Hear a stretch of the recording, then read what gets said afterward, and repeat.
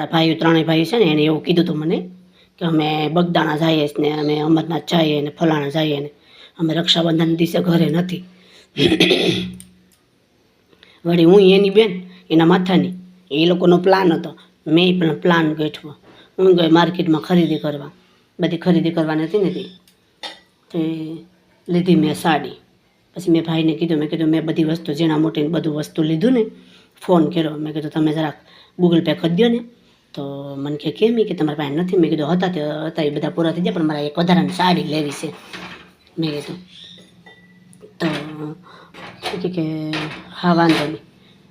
કે કેટલા નાખવાના છે? મેં નાખજો ને 1200 રૂપિયા. 1250 છે પણ 1200 નાખી દીધું. 50 રૂપિયા લે નહીં. 1200 રૂપિયાની સાડી લેવડાવી લીધી. પછી ગૂગલ પે કરી દીધા ને તો મેં કીધું તમે આવો ને ત્યારે મેં કીધું તમને હું આપી દઈ. મને કે કાંઈ નહીં આપવું નથી કે રાખડીને આવી જાય કે વાંધો નહીં. પછી કે બરોબર હોય કે એ તમે આ રાખડીનું હાટું વાળ લીધું નહીં? કીધું હા એમ જોઈએ. તમે હોશિયાર છે તો હું હોશિયાર હોય ને હું તો નહીં રાખડીના દિવસે જવા દઉં. રાખડીનો દી તો જાય જ નહીં ભાઈ, એમાં ફેર ન પડે.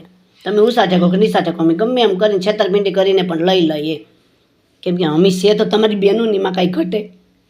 મારા ભાઈ વિચારમાં પડ્યો કે હાળો ખેટમાં જોઈએ કે આ વખતે તો રક્ષાબંધનનું લોકડાઉન કરવાનું હતું કે ના હાળું આમ અચાનક કે આમ કેમ ચમત્કાર થયો હોય કે મને ભાન ભૂલવાડી દીધું કે આ વખતે મારે લોકડાઉન કરવાનું હતું કે રક્ષાબંધનમાં.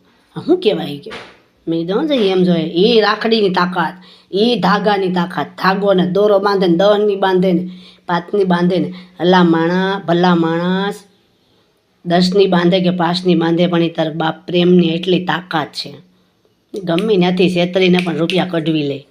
એ બેન કોણ હલાવે લીમડે ને કોણ હલાવે પીપળી એમને થોડી કેવું હલાવાય ડોહી આમ હલાવાય. 1200ની કલ્લી કરી લીધી ફટ દેખીને. આમ રાખડી બાંધવા જાત ને તો 500 રૂપિયામાં ત્રણેય પતાવી દેત. એને બદલે 500 રૂપિયાની કલ્લી કરી લીધી. મેં કીધું તો તમે બસવા જાઓ ને એના કરતાં બસવું નહીં, એના કરતાં સામેથી હાજર થઈ જાઉં. શું કહે ભાઈ સિલિન્ડર થઈ જાઉં. મને બહુ થોડુંક બોલતા નતા આવડતું, તમારે તો સમજી જાય બધા. એટલે હાજર થઈ જાઉં, મારી ભાષામાં હાજર થઈ જાઉં. કેમ કે તો 500માં પતે. 1200ની કલે કરાવી નાખી. કેમ બાકી એ આપણી રક્ષાબંધન ભાઈ. આપણી રાખડીમાં કાંઈ ઘટે નહીં હો. લીધી 10ની રાખડી એમાં મેં 1200ની કલ્લી કરી લીધી. બોલો કેમ બાકી આમ કામ કરાય? બોલીને કામ ન કરાય, ન ખબર પડતા કરાય, કરી બતાવાય. બોલવાથી કાંઈ ફાયદો નહીં. માઇન્ડ દોડાવવાનું, બુદ્ધિ દોડાવવાની, આવી રીતની ગોઠવણી કરવાની.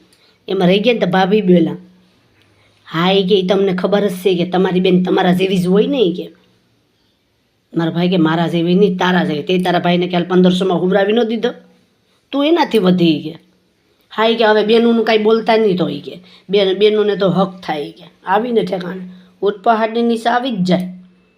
એટલે તમે બધા ધ્યાન રાખજો. બેનોથી છેતરપિંડી કરીને કાંઈ છેતરાતા નહીં. નકર ડોહી લોઢી બેસી જાય. જો મારા ભાઈની બેસી ગઈ 3-3ની બેહાડી દીધી એમ જોઈએ.